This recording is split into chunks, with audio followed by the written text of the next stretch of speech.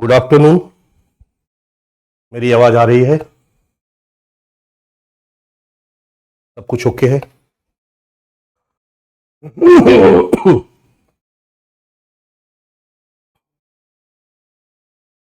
मेरी आवाज आ रही है? मेरी आवाज आ रही है? All clear?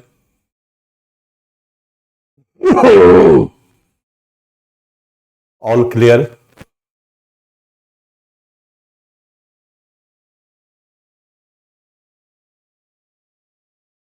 All clear? Good afternoon, good afternoon,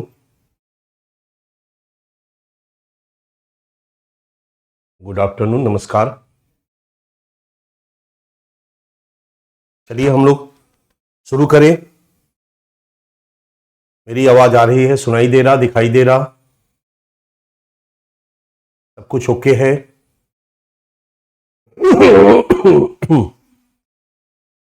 सब कुछ ओके है? चलिए, ऑल क्लियर?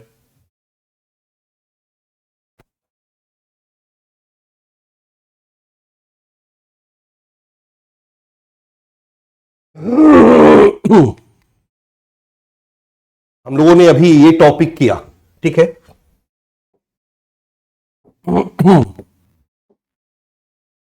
केंद्र और राज्यों द्वारा जनसंख्या के अति संवेदनशील वर्गों के लिए कल्याणकारी योजनाएं और इन योजनाओं का कार्य निष्पादन, राइट? यानी सारे योजनागत प्रयास, वेलफेयर स्कीम और उनका इंप्लीमेंटेशन। और फिर है इन अति संवेदनशील वर्गों की रक्षा और बेहतरी के लिए गठित तंत्र, विधि, संस्थान, निकाय, आयोग, एवरीथिंग। हम लोगों ने इस टॉपिक को काफी दिनों तक पढ़ा और अलग अलग जितने भी वीकर सेक्शन है, ऑलमोस्ट जो इंपॉर्टेंट है, वीकर सेक्शन तो बहुत सारे हैं, पर जितने इंपॉर्टेंट है, कोई तो पर्टिकुलर इसमें कोई वीकर सेक्शन दिया नहीं है बच्चा। तो जो इंपॉर्टेंट है उनको लेकर के हम लोगों ने इसको आगे बढ़ाया। और फिर आज से हम शुरू कर रहे हैं स्वास्थ्य, शिक्षा, मानव संसाधन से संबंधित सामाजिक क्षेत्र, सेवाओं के विकास और प्रबंधन से संबंधित विषय, इश्यूज रिलेटेड टू डेवलपमेंट। हमेशा सिलेबस को फोकस करके पढ़ना चाहिए, इससे पता चलता है कि हमें क्या पढ़ना है यूपीएससी के सिलेबस में। कह रहा है issues related to development and management of social sector services relating to health, education, human resources. Okay, अब जैसे ही हम ह्यूमन रिसोर्स की बात करते हैं तो हेल्थ एजुकेशन उसका एक ऑटोमेटिक पार्ट बन जाता है। पुराने सिलेबस में इतना लंबा चौड़ा न देकर 2013 में सिलेबस चेंज हुआ बच्चा। 2013 के पहले जो यूपीएससी का सिलेबस था वहां पर केवल एक लाइन लिखा हुआ था, मानव संसाधन विकास, human resource development and management, मानव संसाधन विकास एवं प्रबंधन। आई रिपीट, मानव संसाधन विकास एवं प्रबंधन। ठीक है। और जब हम मानव संसाधन विकास एवं प्रबंधन की बात करते हैं तो मतलब होता है मनुष्य को एक रिसोर्स के रूप में डेवलप करने से संबंधित मुद्दे और उसके प्रबंधन से संबंधित मुद्दे। यही है मानव संसाधन विकास एवं प्रबंधन। बड़ा सीधा बात है कि मनुष्य को एक रिसोर्स के रूप में हम कैसे डेवलप कर सकते हैं,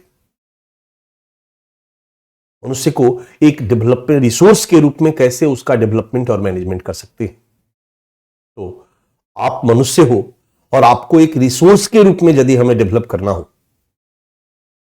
ताकि आपकी कमाई से आपका भी विकास हो सके और देश का भी विकास हो सके, इसके लिए 3 बातों पर बल दिया जाना चाहिए। आप स्वस्थ रहो, आप स्वस्थ रहो, आपका सारे अंग प्रॉपर काम करें और आप मैक्सिमम एज तक जियो और मैक्सिमम एज तक कार्यशील आबादी के रूप में काम करो।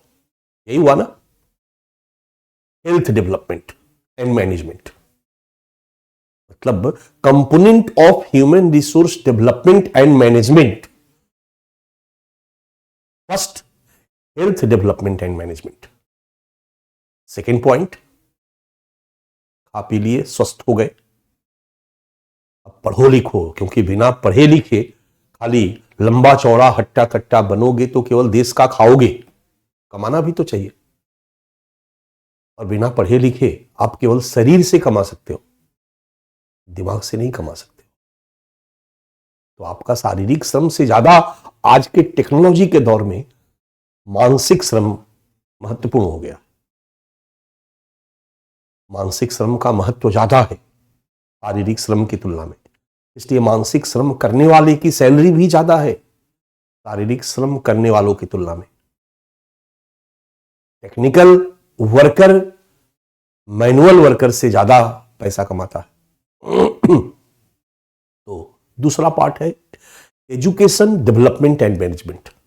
अगर हम human resource development and management की बात करते हैं, एजुकेशन डेवलपमेंट एंड मैनेजमेंट, आपको स्वस्थ कर दिया गया, आपका हेल्थ प्रॉपर केयर किया गया, आपको विभिन्न प्रकार की बीमारियों से रक्षा किया गया और फिर आपको शिक्षित कर दिया गया।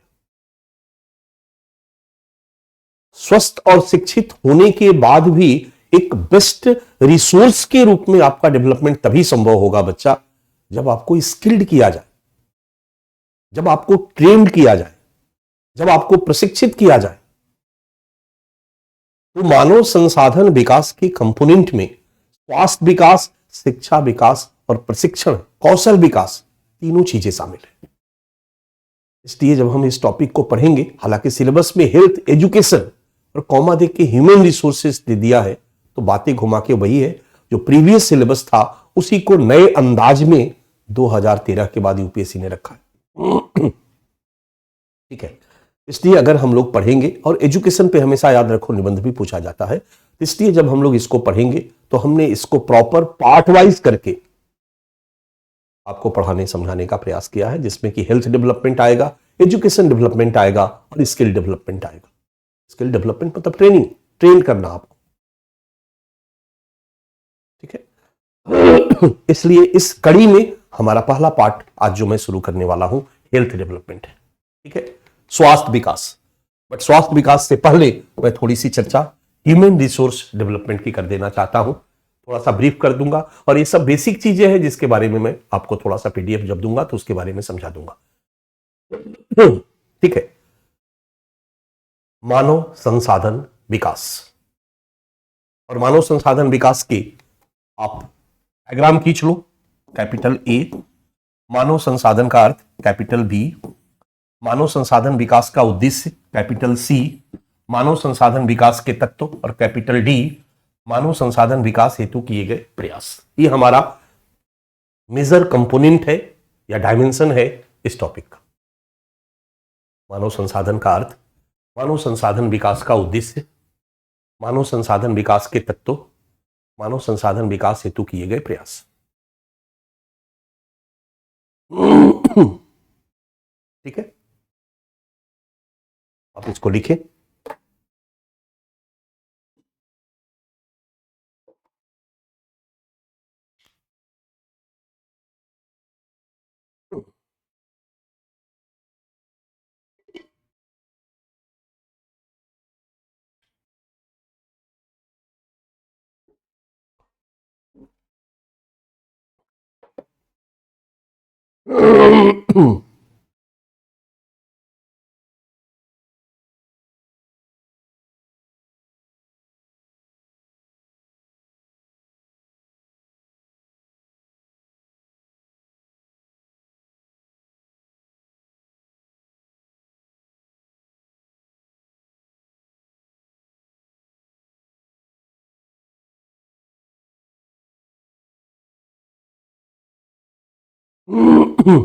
डन। मानव संसाधन का अर्थ क्लियर है, मनुष्य को एक रिसोर्स के रूप में डेवलप करना। आज एक सोच चल रही है कि मनुष्य केवल खाता ही नहीं है, कमाता भी है। मनुष्य केवल पेट के साथ पैदा नहीं लेता है, दो हाथ के साथ भी पैदा लेता है। और मनुष्य केवल जितना खाता है उतना ही नहीं कमा सकता है, मनुष्य जितना खाता है उससे कहीं ज्यादा कमा सकता है। यानी उपभोग से अधिक मनुष्य उत्पादन कर सकता है। इसलिए अगर किसी देश की आबादी के अधिकांश लोग या अधिकांश आबादी केवल उपभोग करने वाली होगी तो निश्चित तौर पर उस देश के आर्थिक व्यवस्था पर वो बोझ रहेगी, आश्रित जनसंख्या रहेगी। इसलिए 0 से 14 वर्ष तक के बच्चों को हम लोगों ने क्या माना? हम लोगों ने आश्रित जनसंख्या माना। रिटायरमेंट के बाद की आबादी को हम लोगों ने क्या माना? वृद्धों को क्या माना? आश्रित जनसंख्या माना। और 15 से लेकर के 60 की आयु वर्ग के लोगों को ही हम लोगों ने कार्यशील जनसंख्या माना। ये कमाने वाली जनसंख्या है। अब देश की सभी जनसंख्या जो इस एज की है वो अगर कमाने लगे तो देश का आर्थिक विकास तीव्र होगा, बहुत क्लियर है। और देश की इस आबादी का, कार्यशील जनसंख्या को कमाने योग्य बना देना is called human resource development. और कमाने योग्य बना करके उससे प्रॉपर तरीके से कमवाना, तो बनाने की पूरी प्रक्रिया और उससे कमवाने की पूरी प्रक्रिया is called human resource development and management. Is called human resource development and management. यही है मानव संसाधन का अर्थ। मानव संसाधन विकास का क्या उद्देश्य होता है? तो उद्देश्य बड़ा क्लियर है कि देश की आबादी को उनके उपभोग से अधिक उत्पादन करने के लिए तैयार करना। अगर वो अधिक उत्पादन करेगा तो आर्थिक विकास में उसका योगदान होगा और इससे आर्थिक विकास की गति तीव्र होगी, लोगों की आय बढ़ेगी, लोगों का जीवन स्तर सुधरेगा, आजीविका का सतत सुधार संभव होगा। किसी भी देश के विकास में उस देश की आबादी का कमाऊ आबादी के रूप में विकसित कर देना ही उस देश के विकास को गति प्रदान करता है। Human resource development and management किसी भी देश के आर्थिक विकास में महत्वपूर्ण होता है। यही इसका उद्देश्य है। मानव संसाधन विकास के तत्व में क्या आएगा? हेल्थ, तीसरा जो डायमेंशन है कैपिटल सी, इसमें हम health, education and skill development, कौशल विकास, प्रशिक्षण, यू कैन से प्रशिक्षण। और फिर मानव संसाधन विकास हेतु किए गए प्रयास में हम क्या लिखेंगे? संवैधानिक और वैधानिक प्रयास थोड़ा सा। अब उसी तरह से हेल्थ एजुकेशन पर उसको हम लोग बांट देंगे। नीतिगत और योजनागत प्रयास, वैश्विक प्रयास और एनजीओ, एसएचजी आदि के रूप में किए गए अन्य प्रयास। डन। इस तरीके से हम एक human resource development and management का ब्रीफ आप तक पहुंचाते हैं। आप पहला लिखिए कैपिटल ए, फटाफट लिखते जाइए। कैपिटल ए, मानव संसाधन विकास का अर्थ, नीचे की तरफ एरो, मनुष्य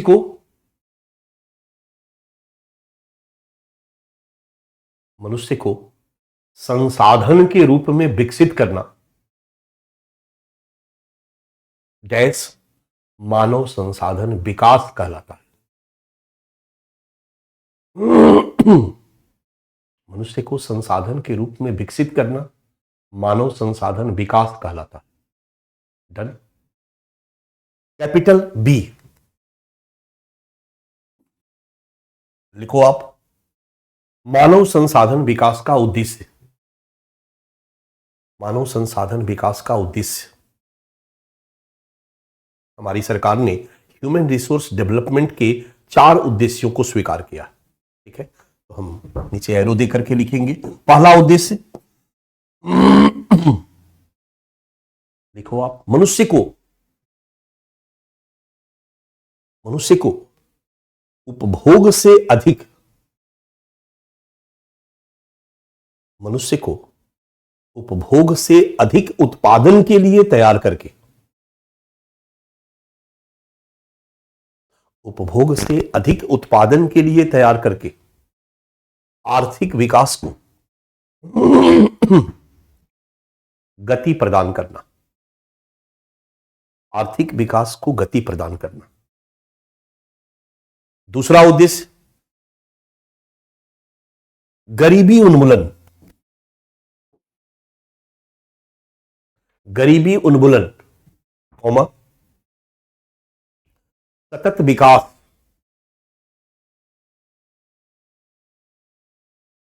तथा समानुपातिक विकास के लिए,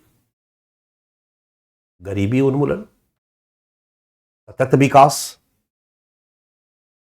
तथा समानुपातिक विकास के लिए संस्थागत एवं तकनीकी मॉडल विकसित करना, संस्थागत एवं तकनीकी मॉडल विकसित करना। आई रिपीट सेकेंड पॉइंट, गरीबी उन्मूलन, सतत विकास तथा समानुपातिक विकास के लिए संस्थागत एवं तकनीकी मॉडल का विकास करना। और तीसरा उद्देश्य लिखो आप, तीसरा उद्देश्य है मानव संसाधन विकास का तीसरा उद्देश्य लोगों की आय में वृद्धि,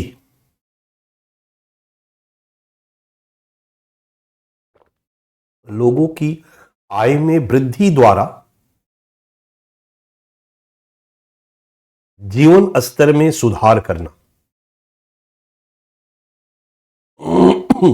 जीवन स्तर में सुधार करना।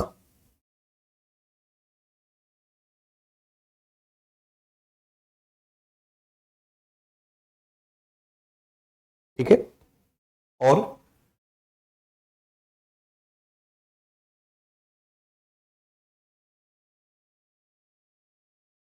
चौथा पॉइंट है आजीविका के सतत सुधार को, आजीविका के सतत सुधार को जारी रखना, आजीविका के सतत सुधार को जारी रखना। डन। यह है बच्चा मानव संसाधन विकास का उद्देश्य।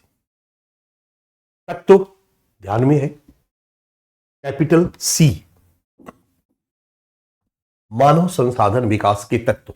ये भी क्लियर है हमारा कंसेप्ट। 3 सब पॉइंट लिखेंगे। 1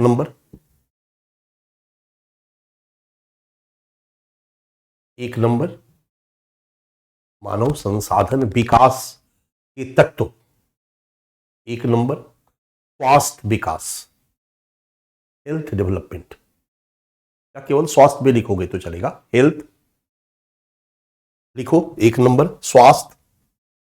2 नंबर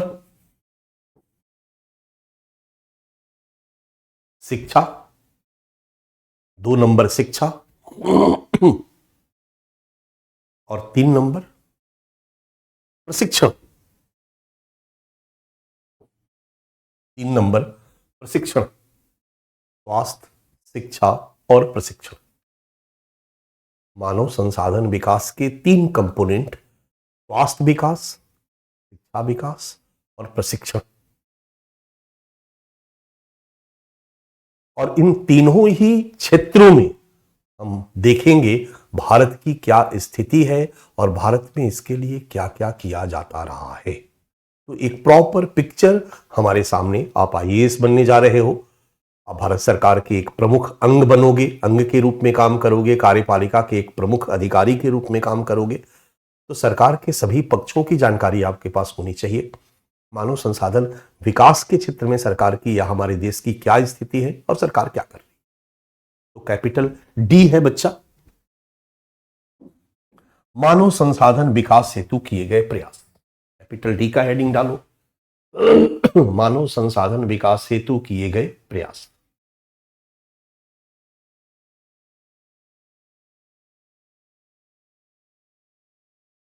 ठीक है, हम इसमें 1 नंबर पॉइंट देते हैं, संवैधानिक एवं वैधानिक प्रयास। संवैधानिक एवं वैधानिक प्रयास, संवैधानिक एवं वैधानिक प्रयास, राइट।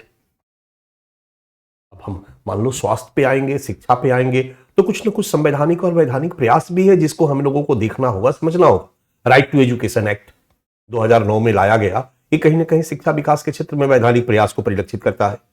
या आर्टिकल 21 में 21A जोड़ा गया और 14 वर्ष तक के बच्चे को निःशुल्क शिक्षा प्रदान करना उसके मौलिक अधिकार में शामिल किया गया। यह संवैधानिक प्रयास है। उसी तरह स्वास्थ्य, शिक्षा और कौशल विकास के क्षेत्र में क्या संवैधानिक और वैधानिक प्रयास है, इसकी एक समझ हमारे को होनी चाहिए। इस पर एक स्पष्ट पिक्चर हमारे सामने होनी चाहिए। तो पहला प्रयास है संवैधानिक और वैधानिक प्रयास। दूसरा है नीतिगत और योजनागत प्रयास। जैसे हम स्वास्थ्य विकास पे आए तो हमारी सरकार की 2017 में हमारी सरकार ने एक नेशनल हेल्थ पॉलिसी बनाई है। तो हेल्थ पॉलिसी की जानकारी, एक समग्र समझ हमारे पास होनी चाहिए। आप लोग पढ़ते होंगे, नई शिक्षा नीति आ चुकी है और आज का एजुकेशन सिस्टम जो है उसी नई शिक्षा नीति के अकॉर्डिंगली बनाया जा रहा है, पूरा का पूरा डेवलप किया जा रहा है। तो नई शिक्षा नीति जो 2019 की है उसके बारे में हमारी एक समझ, हमारी एक अंडरस्टैंडिंग होनी चाहिए। तो नीतिगत प्रयास में हम आ जाएंगे और इसके बाद कई योजनाएं भी इसी नीतियों के तहत संचालित की जा रही है। अब आयुष्मान भारत स्वास्थ्य विकास के लिए एक प्रमुख योजना है। नीतिगत एवं योजनागत प्रयास, नीतिगत एवं योजनागत प्रयास। तीसरा है हमारा वैश्विक प्रयास पर भी हम लोग एक बार नजर डाल देंगे बच्चा। वैश्विक प्रयास, ग्लोबल लेवल पर इस दिशा में क्या किया गया है, वैश्विक प्रयास, ठीक है। और फिर वैश्विक प्रयास का मतलब हुआ SHG, पीछे हम लोगों ने चर्चा की है, सतत विकास लक्ष्य, सहस्त्राब्दिक विकास लक्ष्य। सतत विकास लक्ष्य में हम लोगों ने स्वास्थ्य विकास को रखा है या नहीं रखा है, शिक्षा विकास को रखा है या नहीं रखा है। स्वास्थ्य और शिक्षा सतत विकास के लक्ष्यों में एक प्रमुख लक्ष्य है। तो वैश्विक स्तर पर क्या क्या किया जा रहा, किस तरीके से ग्लोबल इंडेक्स जारी करके यूनाइटेड नेशन के नेतृत्व में इस पूरी दुनिया के देशों के बीच प्रतिस्पर्धा करवाई जा रही है ताकि दुनिया के देश अपने अपने देशों में संवैधानिक, वैधानिक, नीतिगत स्तर पर प्रयास करे, योजनागत स्तर पर प्रयास करे और स्वास्थ्य विकास, शिक्षा विकास के क्षेत्र में काम करे।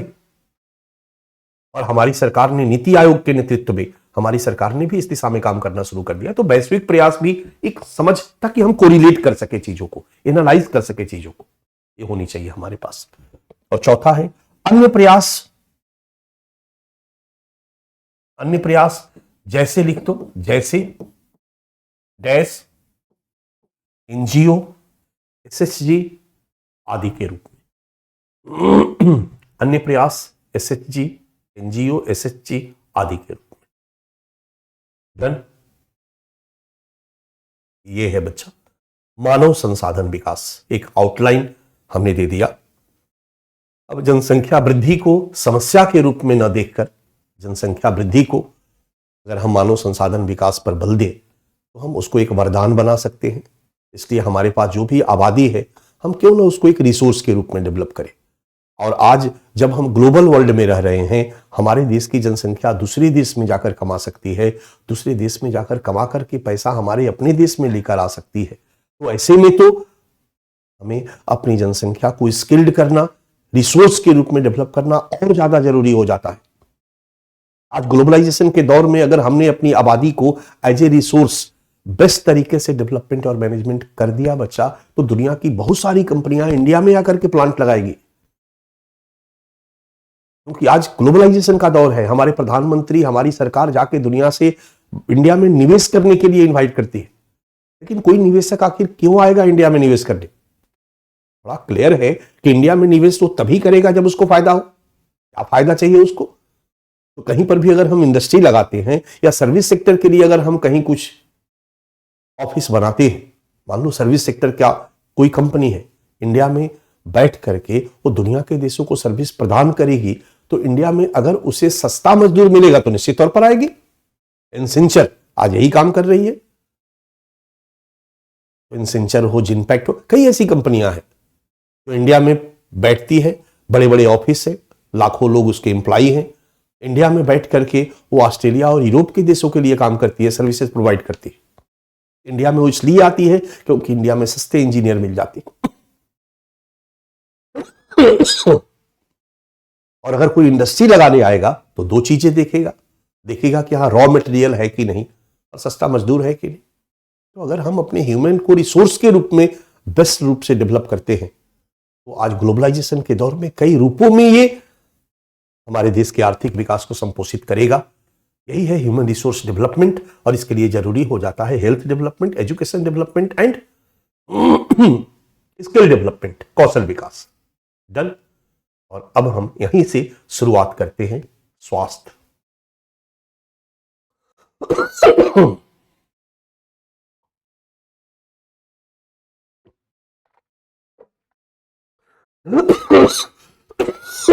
यहीं से हम शुरुआत करते हैं हेल्थ।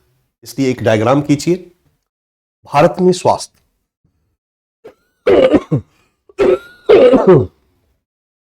भारत में स्वास्थ्य, इसको आप नोट डाउन करो। Health in India.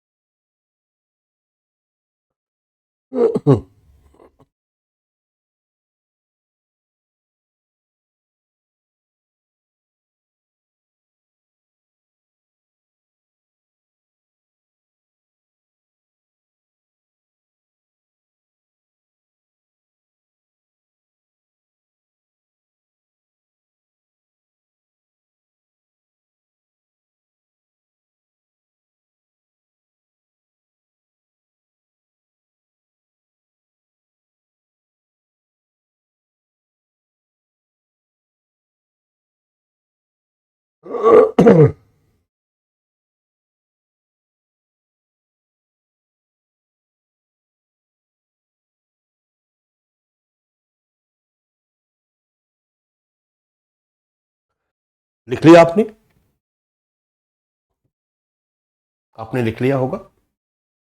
Capital A स्वास्थ्य का अर्थ, कैपिटल बी भारत में स्वास्थ्य विकास का संगठनात्मक ढांचा, कैपिटल सी भारत में स्वास्थ्य संबंधी समस्याएं, कैपिटल डी भारत में स्वास्थ्य समस्या और उनके समाधान या विकास हेतु किए गए प्रयास, संवैधानिक प्रयास, वैधानिक प्रयास, नीतिगत प्रयास जिसमें हेल्थ पॉलिसी के बारे में हम लोग पढ़ लेंगे, योजनागत प्रयास, आयुष्मान भारत आदि कई योजनाएं संचालित की जा रही है, और अन्य प्रयास। ठीक है। और कैपिटल ई समीक्षा एवं सुझाव। इन सब प्रयासों की अलग अलग समीक्षा और सुझाव हम लोगों के ध्यान में रहेगा। ये डायमेंशन हम लोगों को पढ़ना है बच्चा। तो मैं उम्मीद करता हूं लिख लिए होंगे। हमारे लिए स्वास्थ्य का अर्थ पढ़ना बहुत जरूरी नहीं है, तो एक एक लाइन में हम जानते जाएंगे और इसका एक पीडीएफ आपको हम देते चले जाएंगे। हमारे लिए इंपॉर्टेंट है नीतिगत प्रयास या हेल्थ से जुड़ी हुई जो समस्याएं हैं, इन सब चीजों के बारे में। ठीक है। सबसे पहले हम लोग भारत के हेल्थ की सिचुएशन जाने, और इस संदर्भ में सबसे पहले हम लोग हेल्थ के बारे में जाने कि स्वास्थ्य कहलाता क्या है, कैपिटल ए, दो लाइन में मैं ब्रीफ कर देता हूं। किसी व्यक्ति का या समूह का, किसी व्यक्ति या समूह की शारीरिक एवं मानसिक स्थिति का वह रूप, आई रिपीट, किसी व्यक्ति की शारीरिक एवं मानसिक स्थिति का वह रूप जहां बिना प्रकृति को नुकसान पहुंचाए समाज के एक प्रकार्यात्मक सदस्य के रूप में, बिना प्रकृति को नुकसान पहुंचाए समाज के एक प्रकार्यात्मक सदस्य के रूप में शारीरिक एवं मानसिक रूप से कार्य करने में सक्षम होता है,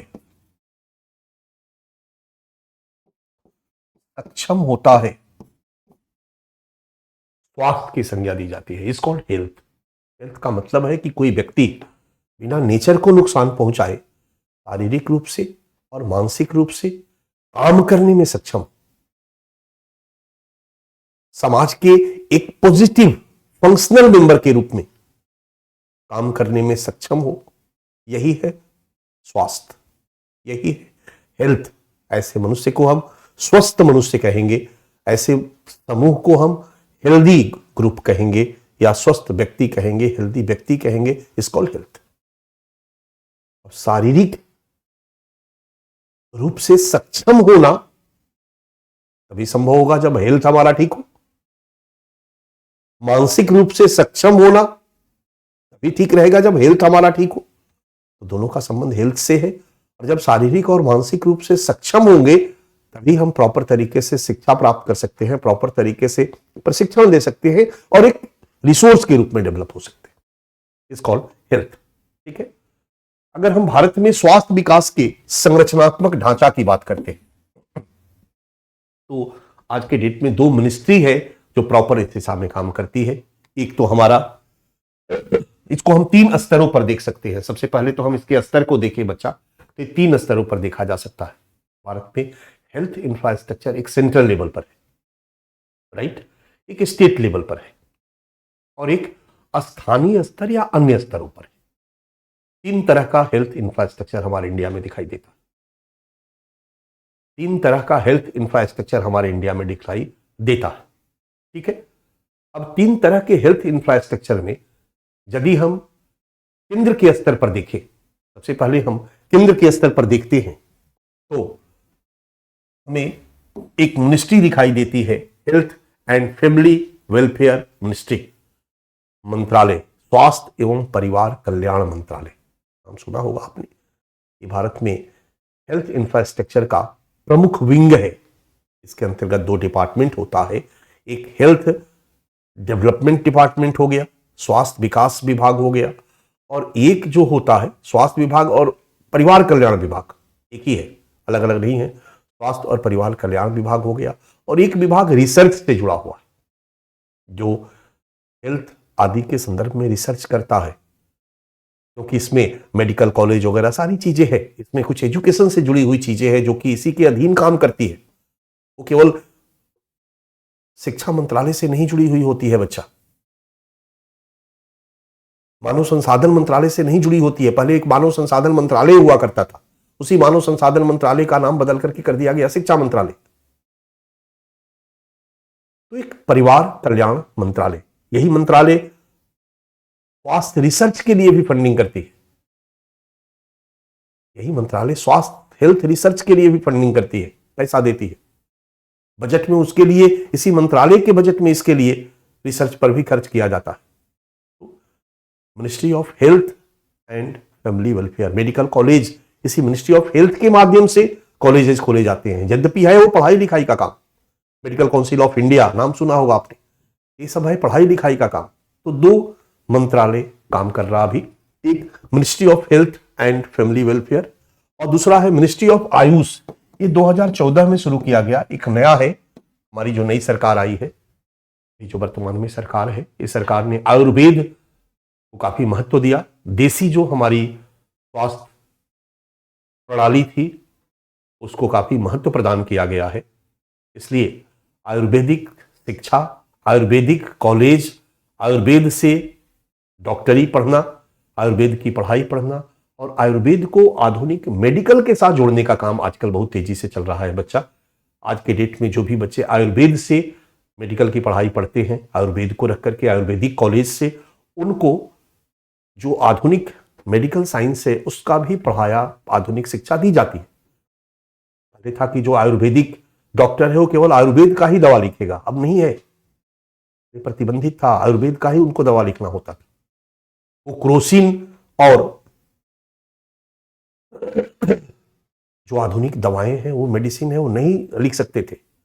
अब तो आयुर्वेद का डॉक्टर आधुनिक जो मेडिसिन है उसको भी लिख सकता है, सलाह दे सकता है, दोनों को मिलकर इलाज कर सकता है।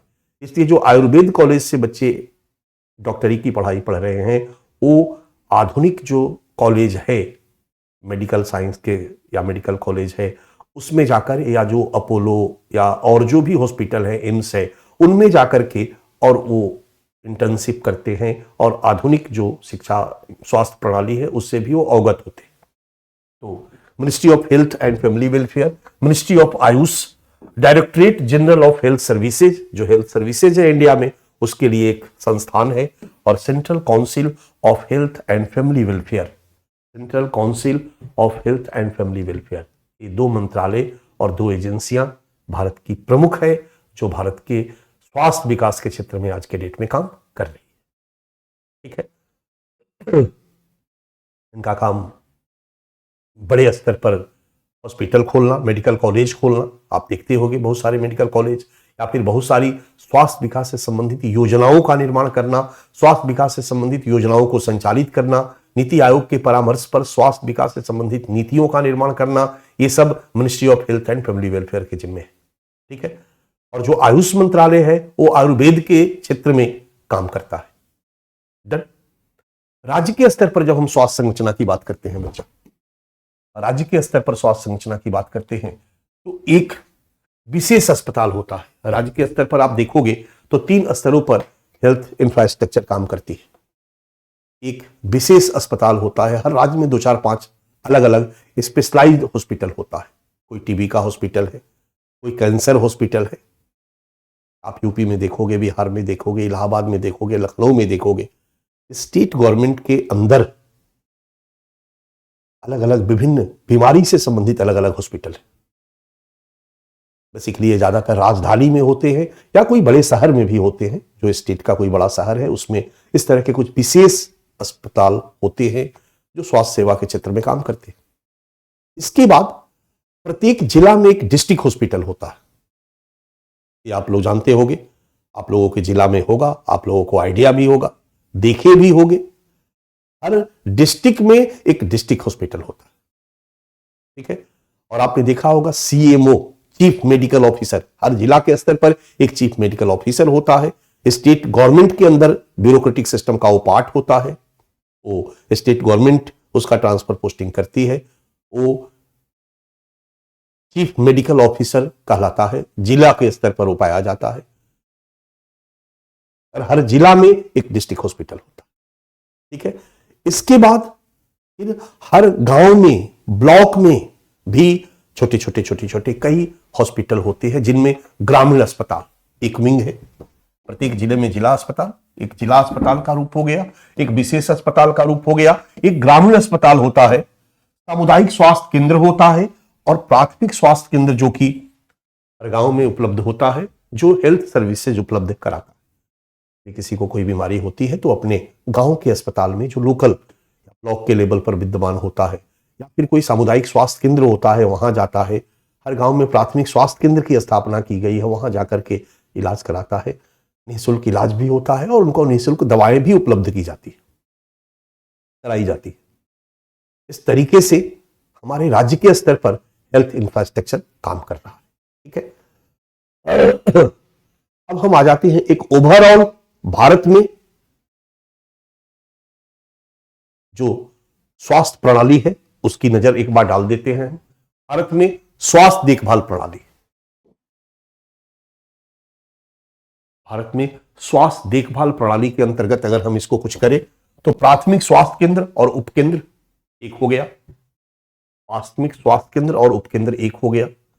अस्पताल और सामुदायिक विकास केंद्र या स्वास्थ्य केंद्र, अस्पताल एवं सामुदायिक विकास केंद्र और स्वास्थ्य केंद्र, ये अलग हो गया। अस्पताल एवं सामुदायिक स्वास्थ्य केंद्र होता है बच्चा, इसको हटा दो। अस्पताल और सामुदायिक स्वास्थ्य केंद्र। तीसरे नंबर पर आ जाओ, रक्षा और रेलवे आदि से संबंधित स्वास्थ्य सेवाएं अलग होती है। आप देखते होंगे रेलवे हॉस्पिटल, डिफेंस में चले जाओगे तो जो भी आपके मिलिट्री के लोग होते हैं, आर्मी के लोग होते हैं, एयरफोर्स के लोग होते हैं, एयरफोर्स का अलग हॉस्पिटल होता है, आर्मी का अलग हॉस्पिटल होता है, ठीक है। तो रक्षा से संबंधित जितने भी विंग हैं उनके लिए अलग अलग हॉस्पिटल, वो एक अलग विंग है जो स्वास्थ्य सेवाएं उपलब्ध कराता है। रेलवे का हॉस्पिटल अलग है जो स्वास्थ्य सेवाएं उपलब्ध कराता है। बाकी जो बचे कुचे हैं वो बाकी केंद्र और राज्य स्तर पर स्वास्थ्य सेवाओं का लाभ ले लेते हैं।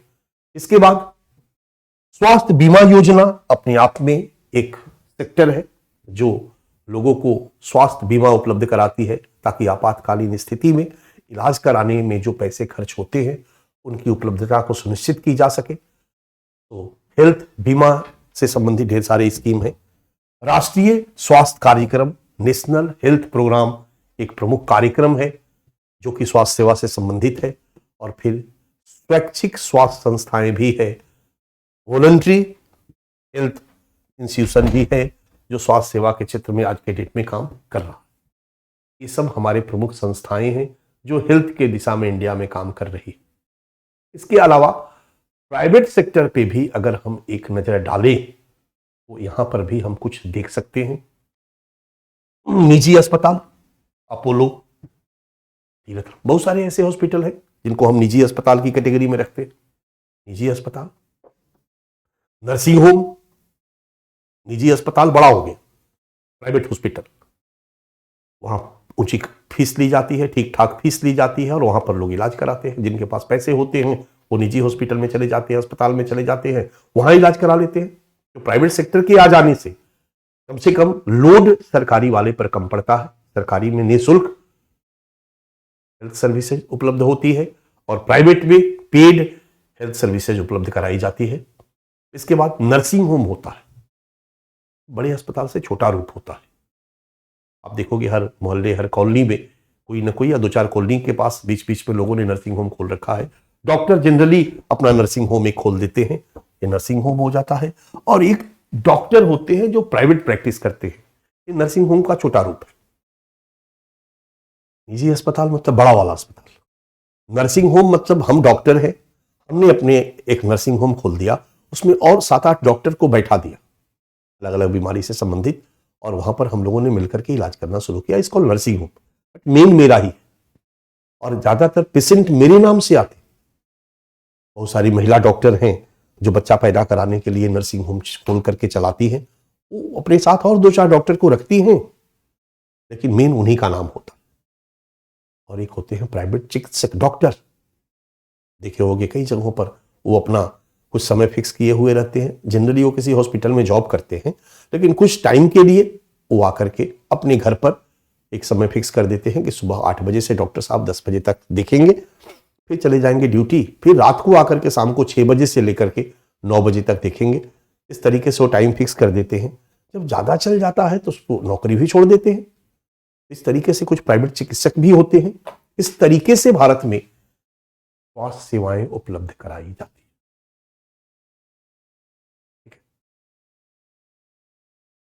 अब हम आते हैं बच्चा, भारत में हेल्थ के क्षेत्र में क्या केवल आधुनिक मेडिकल कॉलेज ही हैं जो आधुनिक चिकित्सा प्रणाली उपलब्ध कराते हैं, या कुछ परंपरागत चिकित्सा की व्यवस्था भी हमारे यहाँ की? उत्तर है कुछ परंपरागत चिकित्सा की व्यवस्था भी हमारे यहाँ की जाती है। आयुर्वेद एक परंपरागत चिकित्सा की व्यवस्था है। होम्योपैथिक, कई लोग होम्योपैथिक से भी इलाज कराते हैं। आयुर्वेद, यूनानी चिकित्सा पद्धति, ये सब लिखना नहीं है, ये सब एक आउटलाइन में दे रहा हूं ताकि आपको समझने में दिक्कत ना हो। भारत में 142 करोड़ पॉपुलेशन है और 142 करोड़ के लिए भारत में 142 करोड़ लोगों के हेल्थ डेवलपमेंट के लिए हमारा क्या इंफ्रास्ट्रक्चर है और क्या क्या कंपोनेंट है, इस पर हम लोग चर्चा कर रहे हैं। आयुर्वेद, बहुत सारे लोग अपना आयुर्वेद से इलाज कराते हैं, एलोपैथ पे काम करते हैं, एलोपैथ से इलाज कराते हैं, लेकिन जनरली अगर रोग ऐसा है जिसमें तत्काल इलाज की जरूरत नहीं है, धीरे धीरे अगर इलाज कराना है, तो बहुत सारे लोगों को आयुर्वेद पे भरोसा होता है। उनको लगता है कि नहीं, आयुर्वेद से लॉन्ग ट्रीटमेंट तो होता है लेकिन रोग जड़ से खत्म हो जाता है, आयुर्वेद पे जाते हैं। बहुत सारे लोग होम्योपैथिक ट्रीटमेंट कराते हैं, बहुत सारे लोग हैं जो आज भी होम्योपैथ पे जाते हैं, हालांकि इसका इंपॉर्टेंस बड़ा कम हो रहा। कुछ लोग, यूनानी चिकित्सा पद्धति भी भारत में प्रचलित रही है और कुछ ऐसे डॉक्टर आपको मिलेंगे जो यूनानी चिकित्सा पद्धति से लोगों का इलाज करते हैं, हालांकि इनकी संख्या भी बहुत कम है। और कुछ अन्य पंजीकृत चिकित्सा पद्धतियां भी है कहीं कहीं कुछ कुछ रूपों में जिसका लोग यूज करते हैं, पर ज्यादातर 3 ही है बच्चा भारत में। एलोपैथ जो सबसे ज्यादा है और सरकार इस दिशा में सबसे ज्यादा काम कर रही है, इसके बाद होम्योपैथ और आयुर्वेद ये भी है, क्योंकि हमारी सरकार 2014 के बाद आयुर्वेद को ज्यादा फोकस कर रही है और आयुर्वेद को एलोपैथ के साथ जोड़ करके स्वास्थ्य विकास के क्षेत्र में काम कर रही है। ये है हमारा एक। अब हमारी हेडिंग बनती है बच्चा, एक हेडिंग बनाइए, भारत में स्वास्थ्य एवं स्वास्थ्य सेवा क्षेत्र के समक्ष चुनौतियां। भारत में स्वास्थ्य एवं स्वास्थ्य सेवा क्षेत्र के समक्ष चुनौतियां।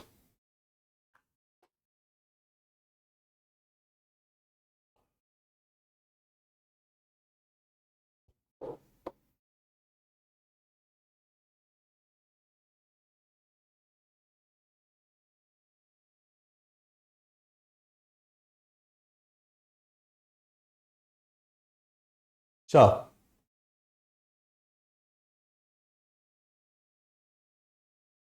बच्चा अभी मैं क्लास नहीं लूंगा, थोड़ा मुझे चक्कर आ रहा। ठीक है, थोड़ा मुझे चक्कर आ रहा, सो सॉरी, मैं अभी क्लास बंद करने जा रहा हूं।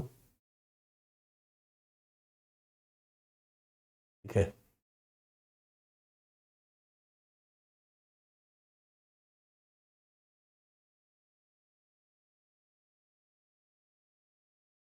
आज रहने दो अभी थोड़ा सा। ठीक है, आज क्लास बंद करता हूं मैं यहीं पर। ओके।